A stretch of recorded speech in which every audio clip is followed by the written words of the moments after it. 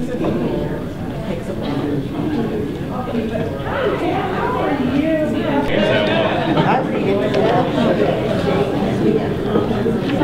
was looking straight out. She was looking up like yeah. No, you're right. You actually have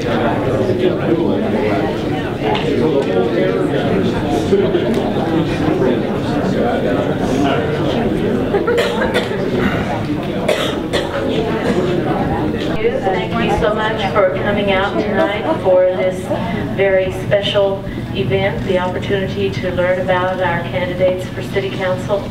I'm Loretta Hettinger, and I'm the president of the Heritage Preservation League of Folsom, one of the organizations co-sponsoring this. I'm not going to take up time by giving you a commercial for either of our organizations, but if you want to know about the Heritage Preservation League, there's information back there. I want to explain to you the mechanics of how the evening is structured tonight. We've briefed the candidates on this structure also, and we've made every effort to treat all of them equally. They are seated in the order that was determined by a random drawing. Our moderator drew the names out, and that was the sequence that determined how they are seated. The way it will, none of the questions have been given to the candidates in advance. The way we will operate is that beginning with candidate number 1, which is on that end, we will then, they will each have 2 minutes to introduce themselves and their candidacy, and there will be a timekeeper from Toastmasters in the front row. We have a time clock that unfortunately has a rather rude buzzer at the end of it. That doesn't mean that the candidate has to stop in mid-sentence. They can finish their thought as long as they don't go on and on forever. And if they do try to do that, he will take care of that. You don't mess with the judge. Next, the moderator will ask the first of the 5 questions to candidate number 2, and then they will proceed down the row, each of them able to answer that question, ending then with candidate number 1. And the next question will go to candidate number 3 and back rotating like that. Again, we have a 2-minute limit on each answer. We've prepared 5 questions in advance. Because there are very few candidates nights being sponsored this year, we've structured the questions not just to be about the history of Folsom or about issues of Natoma Station neighborhood concerns, but we have tried to hit on some of the broad issues.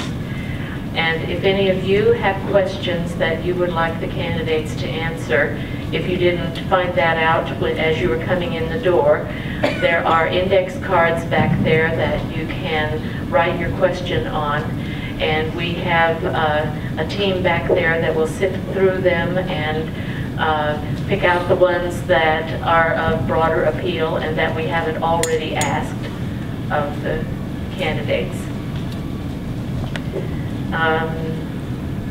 The moderator will ask as many questions as we can fit into 2 hours, but at 9 o'clock will be the time for the candidates to be able to start their wrap-up questions, their wrap-up comments. They will each have an opportunity to address anything they would like you to know about them.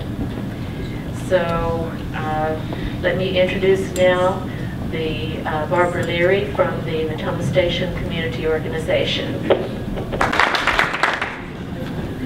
Hi, I'm Barbara Leary with the Natoma Station Community Organization, and thank you all for coming out tonight.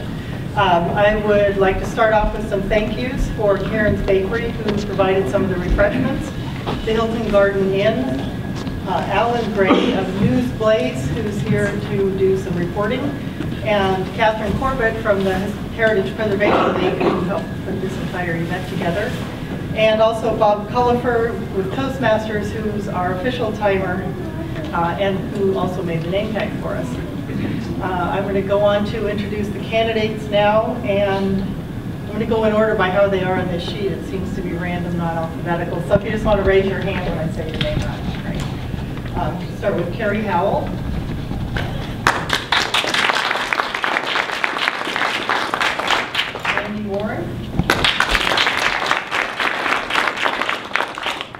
Miklos, Mike Kozlowski,